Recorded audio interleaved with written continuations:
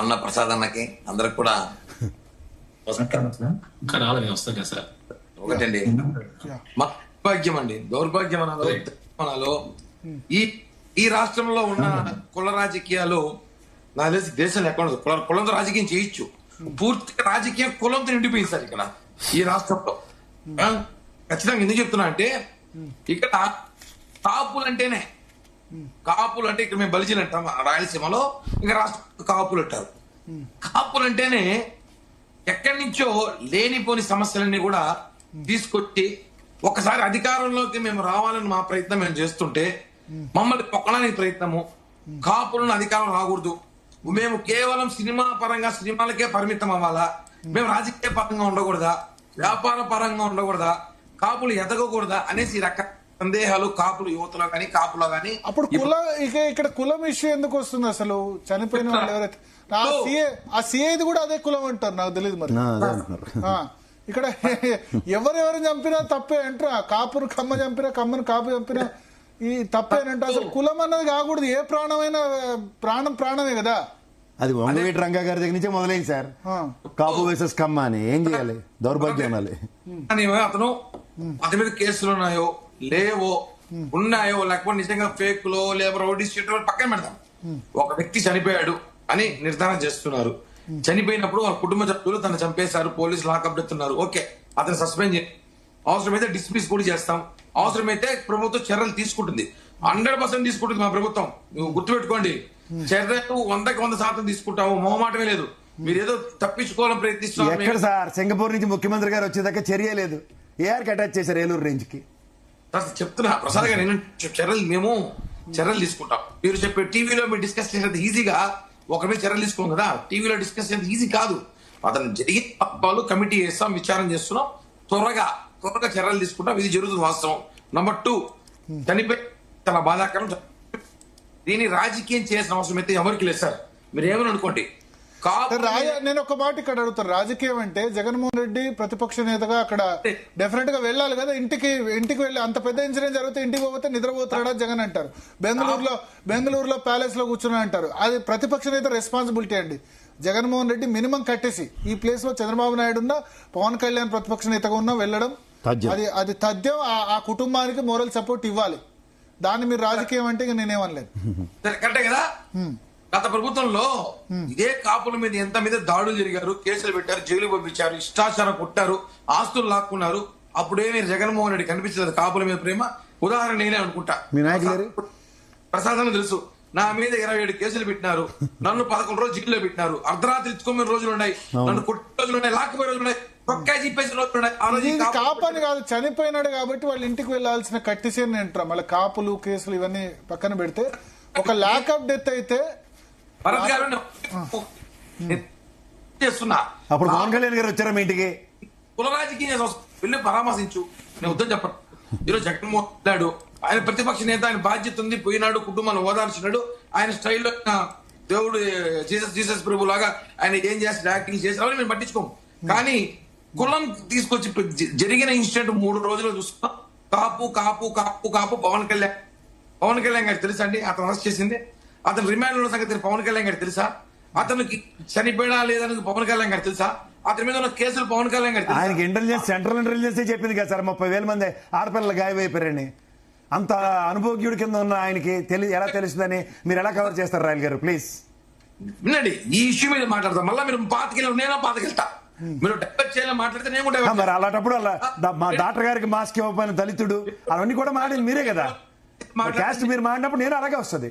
మనం మాట్లాడే గురించి మాట్లాడుతున్నాం. ఈ ఇష్యూ మాకు తెలియదు కదా, జరిగిన ఇష్యూ తెలిసింది, బాధపడ్డాము, చర్యలు తీసుకుంటాం, చేస్తున్నాం. కిరణ్ రాయల్ గారు తెలియదు అన్నదానికి కుదరదు. ఇది గవర్నమెంట్ లో ఉన్నారు మీరు, ఇది గవర్నమెంట్ రెస్పాన్సిబిలిటీ. ఒకటి ఇదే ఒక రెడ్లో జరుగుతాం, ఒక కమ్మలో జరుగుతానో దీని హైలైట్ చేయలేము. నాకు తెలిసినంత మాత్రాన రెడ్లో కమ్మలో అయితే హైలైట్. ఎందుకు కాపులు జరిగితే కాపు కులం రాష్ట్రం అంటే కేవలం పవన్ కళ్యాణ్ గారు ఓట్ ఆఫ్ మెజార్టీ షేర్ కూటమిలో మేము ఉన్నాం. కాపు కులంలో దీన్ని వాడుకుంటే వైఎస్ఆర్ కాంగ్రెస్ పార్టీకి రాజకీయం చేయాల్సిన అవసరం లేదు. కానీ వైఎస్ఆర్ కాంగ్రెస్ పార్టీలో ఉన్న నాయకులు, కొంతమంది కాపు నాయకులకి ఇది ఒక ఆహారం, మంచి మీల్.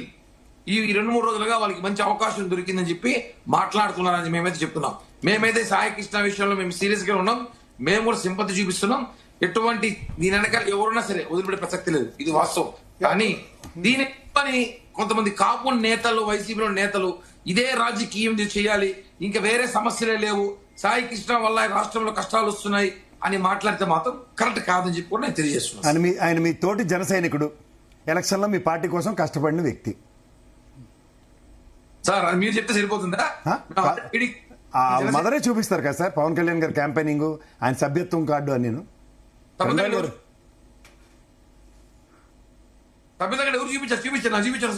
వాళ్ళ అమ్మగారు వీడియో చూడండి ఒకసారి, వాళ్ళ అమ్మగారు వీడియో చూడండి.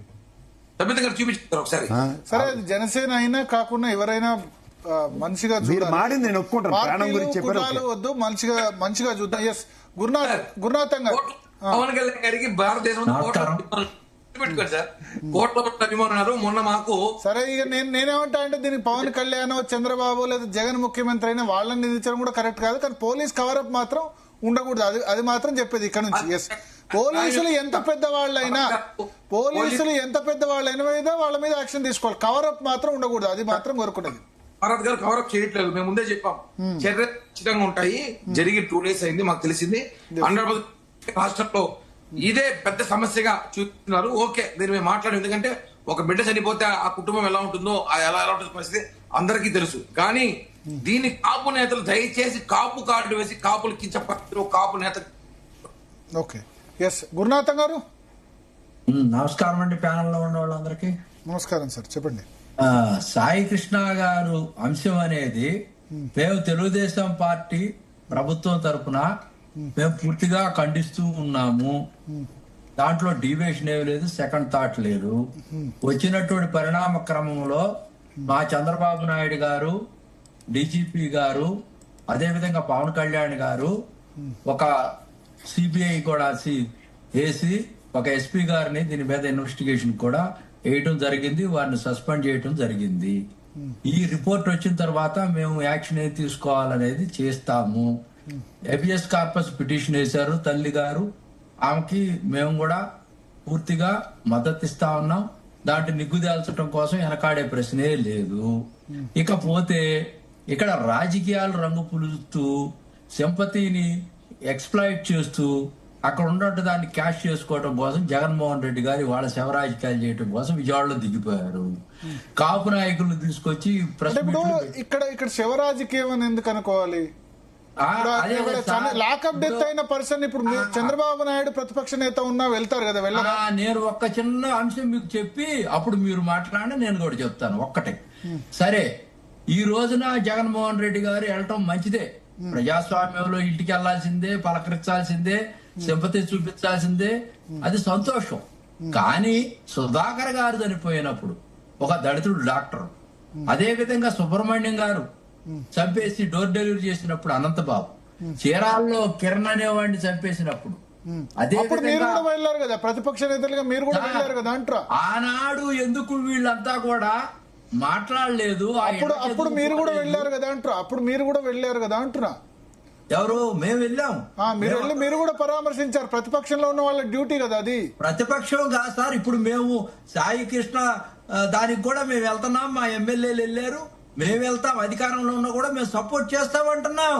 ఇక్కడ ఒక్కటి మటుకి మేము క్లారిటీ అండి. ఇక్కడ నేను ఒక్కటి చెప్తాను, వింటారా?